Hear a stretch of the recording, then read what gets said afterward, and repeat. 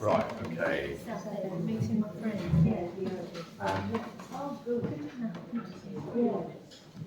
Right, I'm going to start a new project today, which is flowers. So we can do this for however long you want, a couple of weeks, 2 or 3 weeks, whatever you fancy.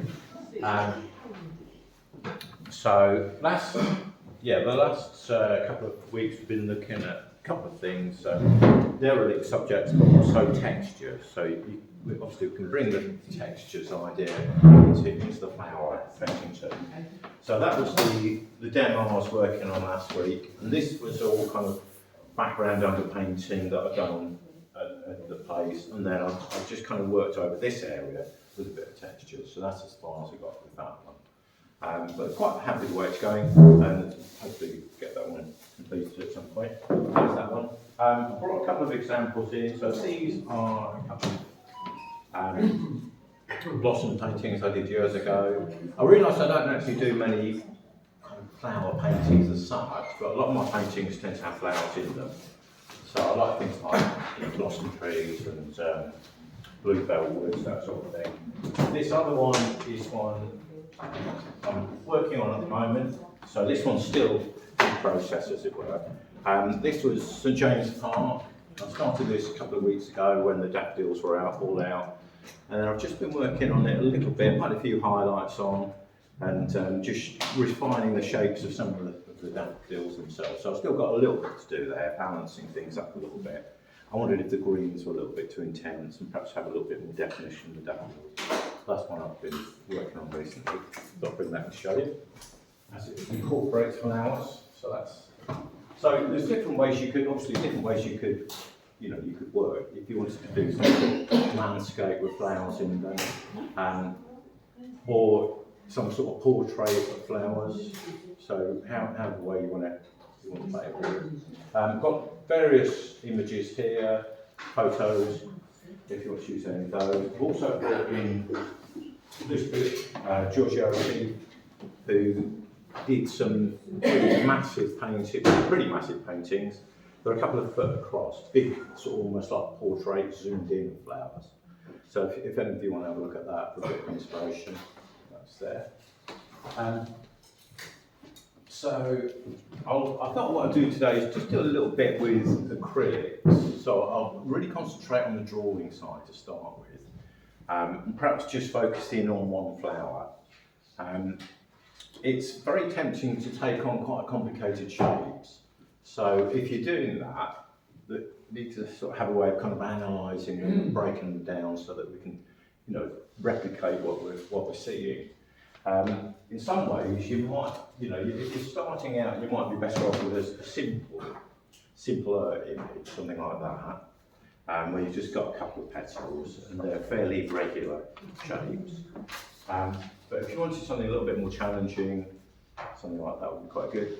So I'm going to just paint on a bit of board using, I like to use a pastel pencil to draw with. I'm thinking this pale blue is probably the closest colour I've got. I did try a sort of pale pink, but you couldn't see it on the board. So with something like this, I would start it a bit like I'd start a portrait of a person. I think, well, where do I want to, where do I want the flower to be? Where do I want the head to be? So I'm thinking, perhaps just sort of concentrate on that bit. And then you have got another one down here, but I wouldn't worry too much about that. And then once I've got, the rough sort of overall shape, or the shape that I want to enclose the flower in, I tend to then just try and start in the middle, and then just sort of let my drawing grow out. So that could be the middle of the flower. This central, stamen is going up at that sort of angle, and then I could perhaps start with this little petal here that's coming out towards us. So there's quite a lot of foreshortening there. So I'm thinking, well, how deep is that compared to how wide? It's actually slightly wider than it is deep. So obviously I'm blowing this up, and I'm thinking it perhaps wants to be about that size. The middle of the petal is going that way. I think the end is about there. But again, I can measure that and just make sure it's wider than it is deep. So just using the pencil to measure, that should be about right. And then once I've got that, I can just get that shape. And that's something like that. And then it's got a turned up edge just there and there. From there, perhaps this next one here. So in relation to this part of the petal, it's kind of continuing out here. And then in relation to the middle, it's coming out here. And then it's worth looking at this middle, almost like the centre of the petal. So there's a straight line going up there, and then that just sort of curls over. And that really helps, if you can look for those middle bits of petals, it really helps you to get the shape and the structure. So that would be the middle of it. I think the end bit is like that. Then I'm looking at how far from here to here and how far from here to here. So I'm seeing more of that side of the petal than I am that side of the petal. So it's a bit like if you're drawing a face and you're seeing more of one side of the face than the other. So I think that's about where that side's coming to, and that's about that side. That's fairly flattened off, and then just bring that curve back in, join that in. So that was that one. Perhaps this one here might be a good one to have a go at next. And I could compare the length of the one I've just drawn with the one I'm about to draw. And that is slightly longer, this other one. So that's what I've got already. So that'll take me up to about there. And then it's probably coming out to about there. And again, I'll start from the middle of the petal. In this case, you know, the angle is going a little bit like that. And then on this side, I've got a nice curve there. That is almost joining up to that bit. And then that side, I'm seeing quite a lot more that side of the petal than this side. So this is coming up to about there. Can't really see the shape in there, but if there wasn't a petal behind there, you'd see a very distinct shape, very kind of negative shape. But I would think it's about that. It's coming out like that. That's going across to there. And then that last bit is going off at an angle, a bit like that. And that would kind of complete the shape of that bit. And then it's really the same for these other petals. Another thing you can do is look at the relationship between the tips of the petals. So in this case, it's just slightly out vertical, so it would be ending about there.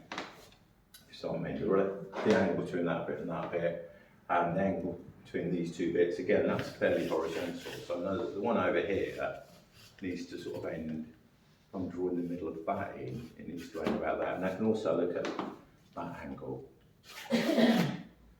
So it's seeing how you relate one bit to another, and that's the key to getting a nice drawing in the first place. And to be honest, if you mess that bit up, you're going to have a clunky looking flower. So it's best to really take your time on the drawing, on getting the shape. Because after that, it's just light and dark shades. So yeah, I'll very quickly do this, but it's going to be something like that for that one.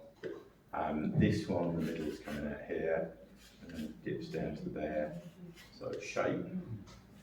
A bit of a curve there, a bit flatter there. This one at the back, that kind of curls round behind another bud. I'm going to ignore the bud and just pretend I can see the outside, and I think that's going to be the middle. That's my middle in there, that's going to come in there, and another little hoop shape there. And then I think that's the stem. I don't know if that one. So that's how I get the basic shapes.